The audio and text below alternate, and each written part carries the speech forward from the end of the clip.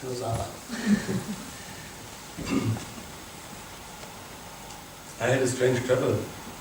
My plane was not going, and so I'm happy to speak now because in half an hour I will be very tired, I think. I haven't slept much. I hope I can tell some things. And the main thing I want to start with is, and thank you, Dana, for what you said and all the others. But I have the feeling we start into organism, we start into a cosmos now, Jotunheimen, and hopefully we can build this hardcore as good as possible. And I want to bring you, so to say, a little message from the other twin meeting in Scotland. Like last year, we had also now in Scotland a twin of this happening here. We were even putting in the announcements pointing on the other event. So 1 week ago I was still in Scotland, and we were 2 weeks there, with 1 week perceiving, etc., and 1 week traveling. And when I heard you talking and you singing, I thought, now I try to do what I never do in public, to sing, because the main thing that my heart is still lingering on, and the song is coming and it's giving me peace on this trip and so on, is what we were singing together there. And so I give you a greeting, I shall give you all a greeting from the people that were in Scotland. And this was a wild mountain thyme. It's about this herb, wild mountain thyme, and the blooming heather. And you'll see this a lot there in Iona and the Highlands and so on. And maybe this is also for making the door to our hardcore rallies or something.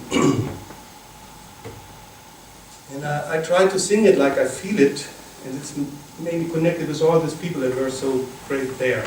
And I would like that they would be here and you would be there and so on, you know, beyond space and time. And I feel very much this connection. And I think there's a lot of such connection. The world is so little. I'm very interested to hear about Ukraine, Russia, and so on from Gunther. Oh, summertime is coming, and the trees are sweetly blooming near the wild mountain thyme. All around the blooming heather will you go, lassie, go. And we go all together near the wild mountain thyme.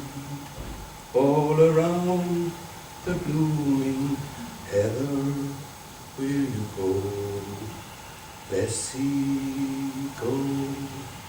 And we go all together near the wild mountain thyme.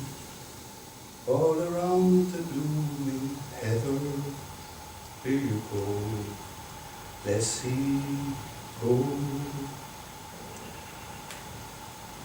And when I hear these songs from Scotia or from the North American Indians partly, or the Hardanger fiddle, last year we heard that, somewhere there is this lingering on from so much times. We have been on the earth, we have gone through mysteries, we were maybe initiated more or less in different times, in different incarnations. And there's this big lines that Rudolf Steiner, who's one of my big teachers, so to say, was drawing for the Northwestern mysteries. And this was including the North American Indians that were even a late culture in that, what I want to say here, as a little context, in my view. There was the whole time that you find very, very strong on the Orkney Islands where we were, or on the Louis Island, that is the Outer Hebrides, the megalith time. We We were standing in these stone circles of Kalanish, where every stone of this circle seemed to be a being, not an elemental being, not an angel. It had a presence like a human being. And it was actual in the morning, like opening very spiritual the inner arms to the cosmos. You could not feel much. It was not feely. It was not very etheric. There were only main lines of forces. But there was a spiritual presence that was very strict, very serious. No vocals, no vowels, no R or E. It was like t, k, but in a giant form. And everyone could only make this gesture to feel what is there. At the Orkney Islands in the Ring of Brodgar, it was more like the huge stone circle. It was more like a horizontal gesture, very, very, very far, working. Not so much like beings, the stones there. And I could speak about other circles. They are so different. There were different cultures in this megalith time. And the impression we had through our observations, imaginatively, in pictures, inspiratively, in soul force receiving, intuitively, in trying to be what we see, to get one. We had this impression that the early time of the megalith culture was very much like working out of the cosmos. Also, all these buildings that they built, they were all round-formed, like anthroposophical buildings, you know. They were not with sharp edges or something. Then there's a time, maybe 2,000 years later, where they made the cairns, big mounds of stones with a middle room and a pathway into this room, where maybe 12 people or 24 people could sit. The auras 3, maybe 12. Together 24.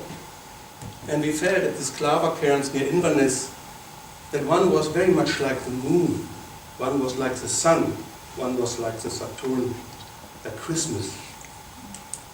Also in the northwest of Scotland, it was like a Christmas place, and also the direction of the gate, so to say, was exactly to get in the sun at the 21st of December.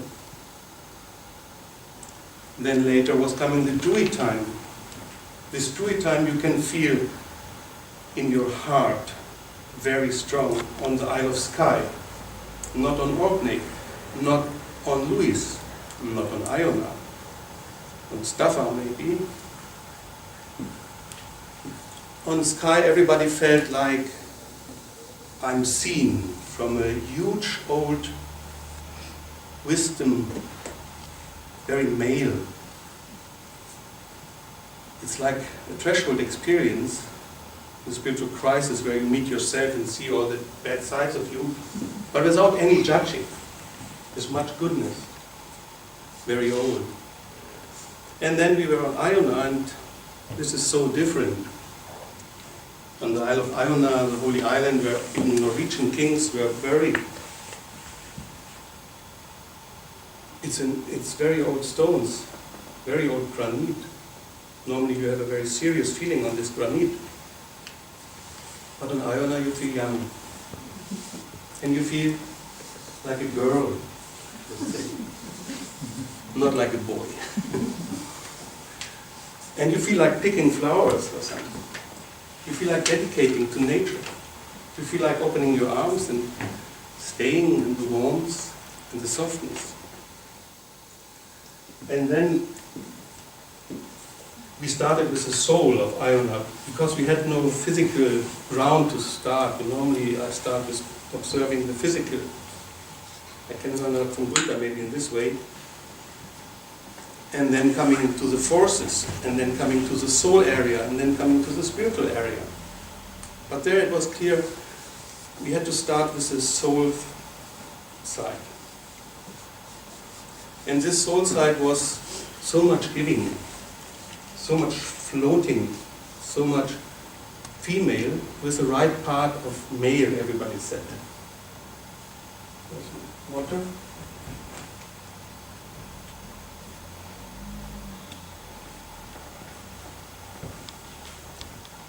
This way, going first to the soul side, is described in Steiner's book very well, How to Achieve Knowledge of the Higher Worlds. But a book that was not used much from anthroposophers because they were, after Steiner's death, going very much one-sided in thinking and beautiful things, aesthetics, and other things were not worked out, and they have to come now. So when you step at this soul side, you feel this soul side has a vital side of the soul. You know, it's like the soul is caressing. The soul is like pulsing, like floating. It's a soul side that is very much gifted with the etheric or the vital side too. And I come to the etheric soon after this description. Then there is a character that you can describe, a type of a feeling, and then that is like the mother, or it's a grandmother and the little girl. You know, it's renewing.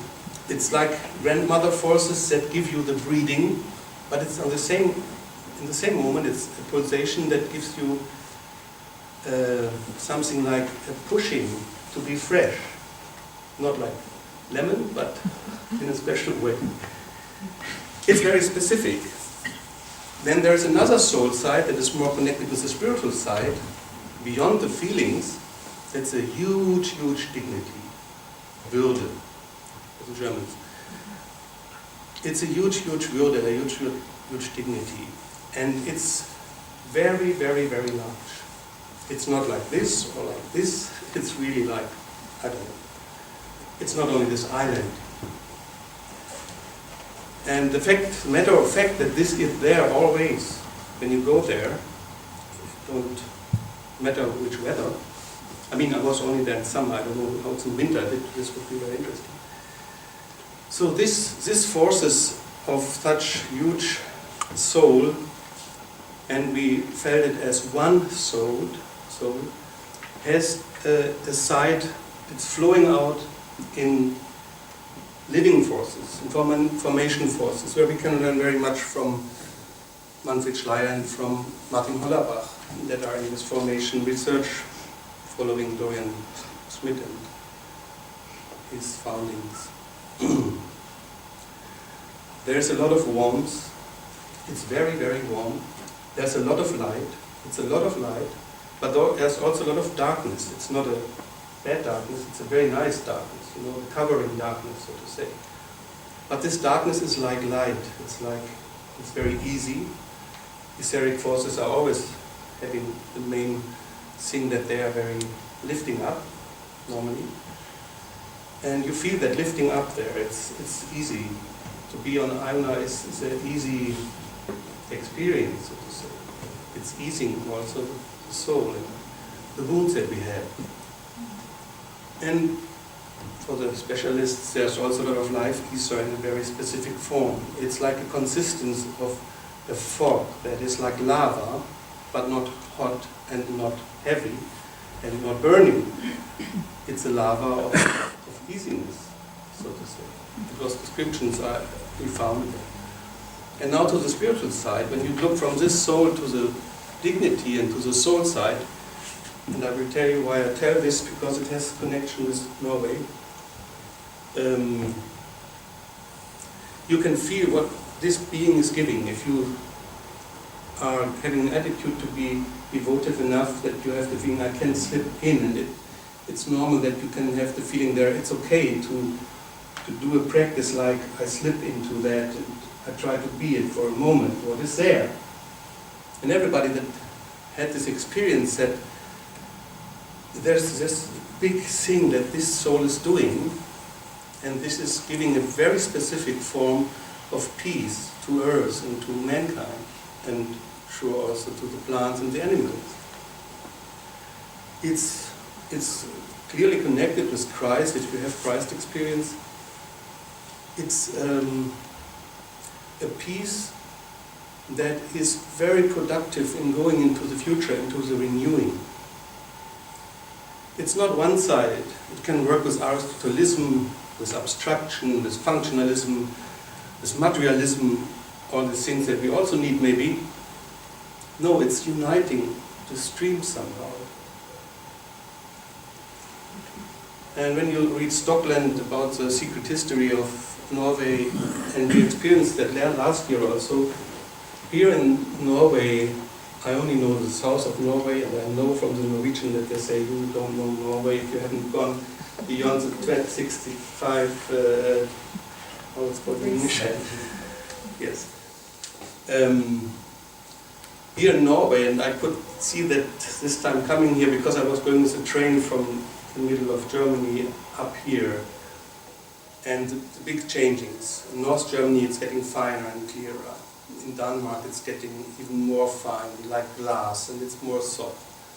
And in Sweden it's first like a bit in Denmark, then it's getting more intense and so on, and then it's getting more intense, and up here, Göteborg up, it's getting like fairy tales everywhere. You get feelings that the spaces between are so filled. You know, everything is filled. In Middle Europe so much is so empty. Sure, also here everywhere where you have the normal agriculture, it's very empty in comparison to the filled forests and so on. And I know when we were going more up there, and I can't wait to see Jotunheimen, these fillings are very near to each other. It's like sticking everything inside the other things. You don't have this in Scotland. In Scotland you have big forms in the elementary world. You have very wise, majestic things in Scotland, in the Highlands. It's always a big space that is somehow like carrying an old wisdom, and you have to knock, and after 20 minutes maybe it's open. You know? Here it's totally different. Everywhere it's like a soft surrounding all around the plants, if you don't go too high. And inside there is something like this, maybe Viking or so. There's this very strong Satanic force, I would say. And the interesting thing, and we will see if it's like that, or how it's there in Jotunheimen, last year was very touching for us all and for Dorian Schmidt. That when you go to the forces, or to the soul forces, you come very quick to this feeling of beings, you know, of souls that have a very specific intention, that have a very specific thing to do, that have a story to tell, or you can tell a story about what is happening there. When you are on the high moor in Valdres, where we were, you could feel, but over this is a grace flowing all the time, you know. There's something that is not on your level anymore, it's higher than you. There's an angel, a moor angel from the moor. But over that, directly connected, not like in Scotland where you have majestic things of the clans there and so, you know, more majesties from man-made ones. Here you don't have all these things from the hierarchies of man anymore. It's very direct, everything. And over this grace, there is a home feeling of this area. The home feeling normally is larger. There are little home feelings, but there is a big home feeling that is covering one area. And you can feel somehow that the next home feeling is starting. And to the studying and comparisons and so on in the supersensible work, you can feel that this is a huge being that can be called an archangel. And you know, in all these old mysteries and the initiations, the main aim, mostly the first step of 7 steps of initiation, was to unite with an archangel. And the specificity of the Western and Northern mysteries was that people learned very, very early not to make philosophies about the non-I am, but to empower the I am. nothing against the non-I am idea, it's a very important idea from the East. But here it was about staying in front of the gods, of the archangels, and working with the beings, and seeing the beings, and knowing the beings, and change frost giants into healing forces. This is a typical impact, a typical gesture of the Northwestern mysteries. Also you have this in the North American Indians mysteries. And you see the high cultures of the North American Indians, we don't know much about it. We don't know about these large ceremonies and what a medicine man had to learn in 40 years. We know only a few things, that one has to weep going 3 hours on a cross over the earth in the Lakotas, and to weep by the grace of God. And everybody was weeping. It's not our picture of North American Indians that they weep.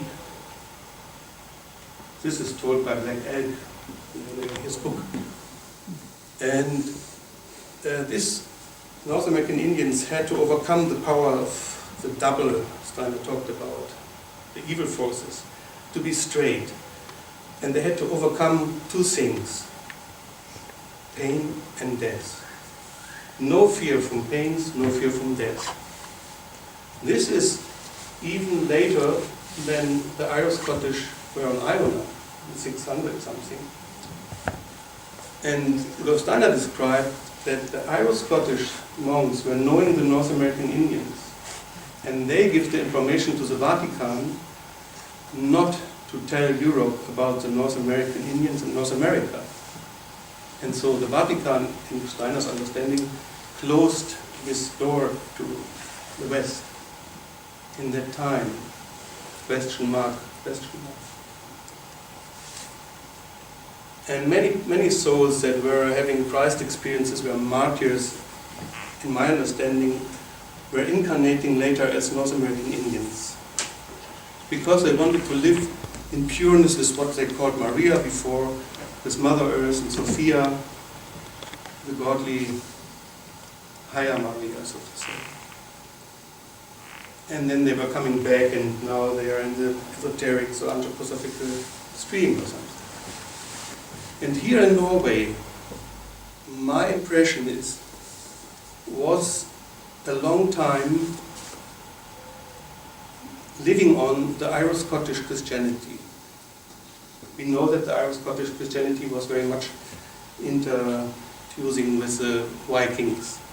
We don't know, or I don't know exactly how had been done the cultus in the stave churches. We have the carvings that are a bit like Picts or a bit like Celtic carvings. So my impression is that what we can feel here, that everybody says the Norwegians are crazy about nature. They are only with the nature. They go in their own country. They don't have to go somewhere else. They love their country. They are totally nationalists. They are totally proud, and it's good that they are proud, mostly. We don't speak about nationalists now. This connection to a country, that you can love a country so much, the nature of a country, it's saying something. And I think it's because this country has collected very wonderful forces through the time after Christ, especially from the Irish-Scottish Christianity. And it's like laying over the land in the form of elemental beings that are imprinted from that.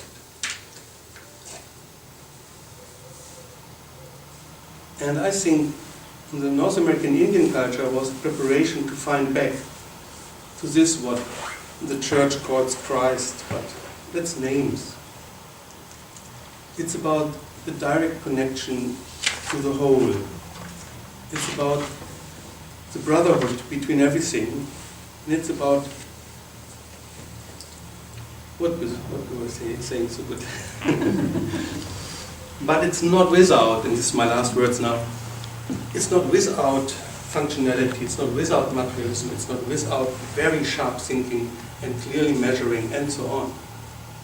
But the time has come that the measurements, the more fine measurements coming out of ourselves, out of our groups also.